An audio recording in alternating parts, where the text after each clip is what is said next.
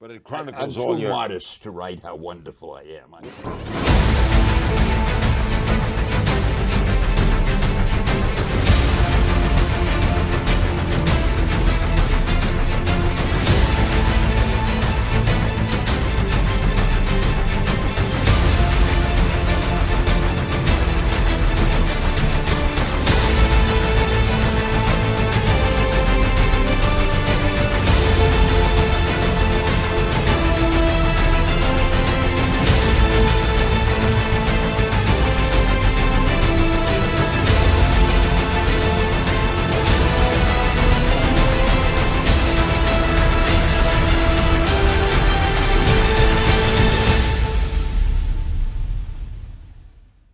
You can't call him Spider-Man. Everyone hates spiders. This won't work.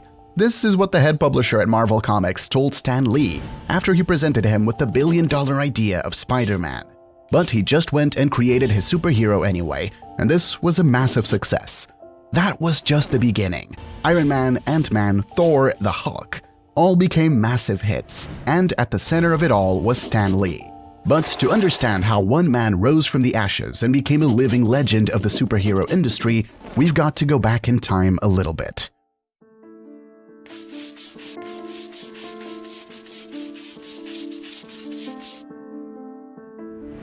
Stan Lee came from a family of poor parents who suffered during the Great Depression when he was around 9 years old.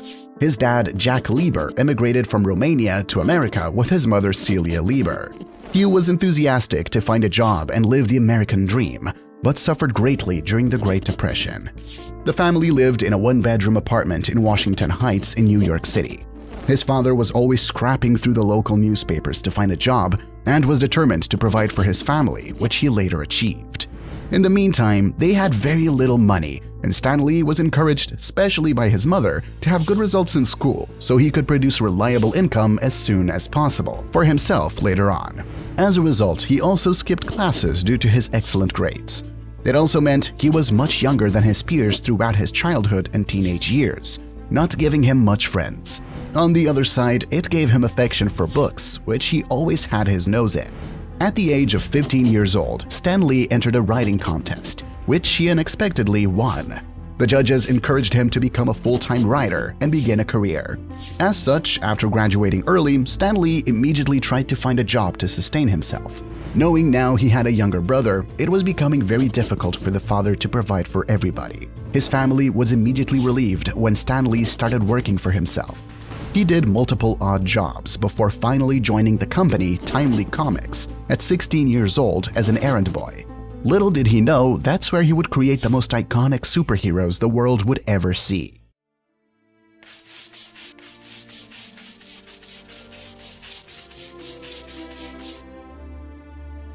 Stan Lee joined Timely Comics as an errand boy at the age of 16, where he was asked to fill the ink containers for the writers, bring coffee, and clean up the place. Sometimes he would be tasked of filling up text and comic books. Considering Stan Lee's original idea was to write books and not comics, he decided to shorten his pseudonym from Stan Lee to Stan Lee, stating that he'd keep his real name for when he would write books. He didn't want his name to be recognized at the time for writing comic books. Pretty ironic, since he'll be famous worldwide for that name later on. Stan Lee fell forever in love with comic books. The legend was born. He would later grow up in the company, hierarchically speaking, but was not trusted yet at the beginning due to his young age. At the time, the most popular comic books were DC Comics, who invented the likes of Batman and Superman. The latter appealed a lot of the younger audience of the United States, the children and the early teens. Timely Comics went with what was popular at the time by creating superheroes, but never innovating on their own. Their success was contained and did not measure up to the competition. Some of their characters, however, started gaining attention, especially one which you all know under the name Captain America. Indeed, Stan Lee did not directly invent Captain America, although he will contribute greatly to his character development later on to build him into what we know today. The Second World War came and Stan Lee was enrolled in the war effort, which he was glad to participate in as he felt his country was in danger.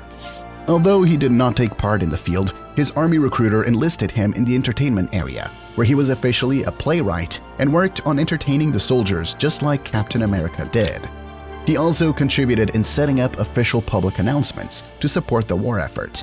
This enabled him to develop his skills even more and prepare him for the rest of his exciting journey.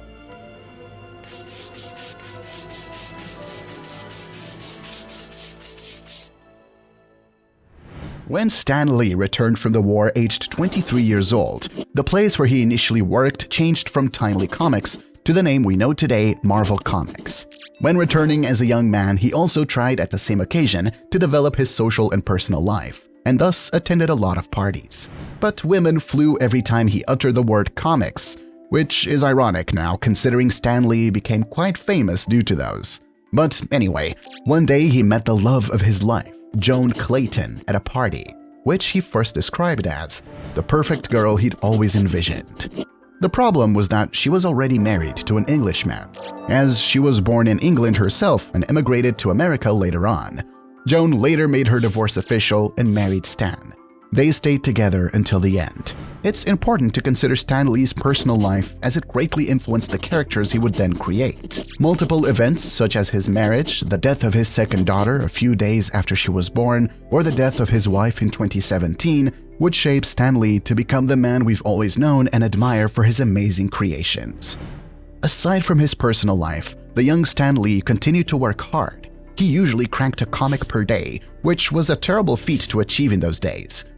His strong sense of justice made him always credit his team for each comic book, which was new for the time. When Stan assumed one of his first position of leadership in the company, he begged Jack Kirby, a talented artist, to return to the team. You might also know him as one of the creators of Captain America. They would later co-create many of the superhero legends we know today. Time passed, and in the 1950s, a psychologist named Dr. Frederick Wertham published a work stating that comic books were dangerous for the younger population. 4 years later, the government passed a law to regulate and censor anything considered inappropriate for children's comic books. Every story had to be approved by a special committee set up by the government, called the Comics Code Authority, before its publishing. Having any sort of crime inside would mean the story was immediately rejected. As such, Marvel superheroes became illegal in a sense, as they would always fight crime in their stories. On that day, half of the staff were laid off, as they were no longer needed, and the revenues of the company dropped down by an alarming rate. Stan Lee had to write other more boring types of stories to keep the business afloat and survive this tough period.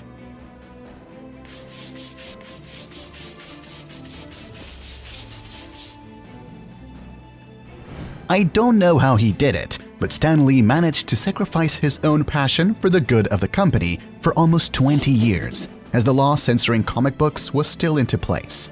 However, he started having a midlife crisis and wanted to change, but just didn't know how.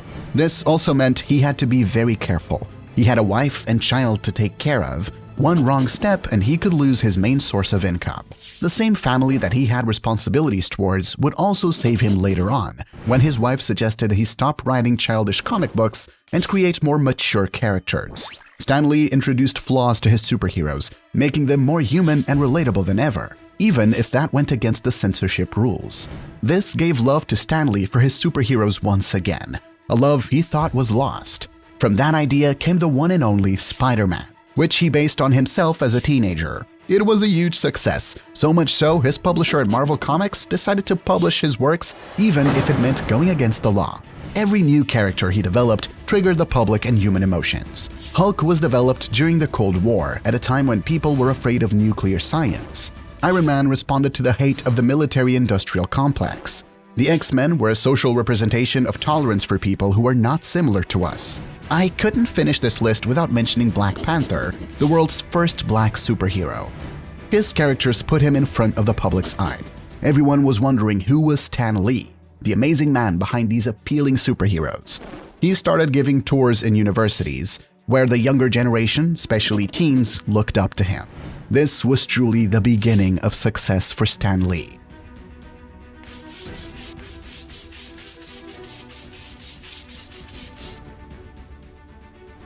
In the 1970s, Stan Lee became the head publisher at Marvel Comics. He delegated his functions as writer and overseer of the Marvel scripts and tried to take his characters to the screen in California. He saw the potential of TV to develop his superheroes even more. The idea was a massive success once again, piling up on his achievement list. He started developing cartoons for Iron Man, Spider-Man, and many others. Not all his productions were a great success though, but he still managed to elevate Spider-Man and its storyline as being one of the greatest superheroes in the industry. Later on, after developing his cartoons, Stan Lee tried to make his characters even more relatable by adapting them to the big screen. This meant real actors would play the superheroes themselves, just like we know today. However, at first, the idea came to be a big flop. Stan Lee just lacked the resources for his adaptation to be as perfect as possible. The times were also starting to become difficult once again. In 1997, the popularity of comic books decreased a lot compared to previous years. Animated shows on TV were still popular, but it showed the younger audience changed the way they entertained themselves compared to previous years.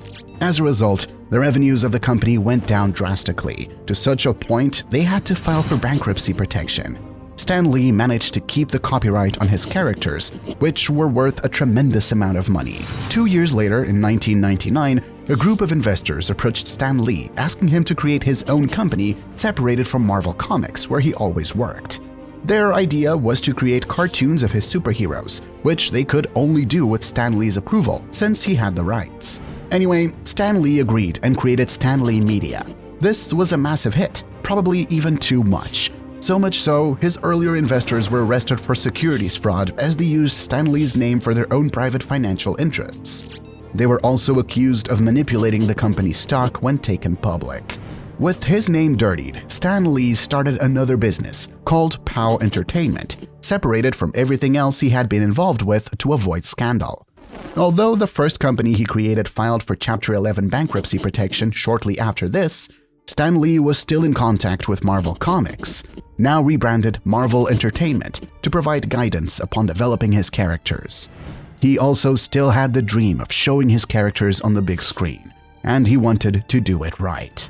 This came true when in 2009 Marvel Entertainment was acquired by Disney at a hefty valuation of $4 billion. When adapting his characters on the big screen, Stan Lee made sure to include cameos, a brief apparition of himself in every movie developed by Marvel Entertainment. This deal sent him and his superheroes into history forever. With the creative guidance of Stan Lee and the resources offered by Disney, the big screen movies were a worldwide success, with the likes of Captain America, Thor, Iron Man, and of course the Avengers. Stan Lee had finally made it. He received multiple awards and even got his own star on the Hollywood Walk of Fame. He passed away on November 12, 2018, at the age of 95 years old, 1 year later than his wife in 2017, whom he was still married and in love with. He made his last cameo appearances in Spider-Man movies and Avengers 4. What constitutes a hero? Basically, to me, a hero has to be somebody who will sacrifice or will take great chances to help others, but still have human traits, still not be perfect. To that, I say thank you, Stan Lee. Thank you for inspiring others through your work and your story by being one of the greatest superheroes this world has ever seen.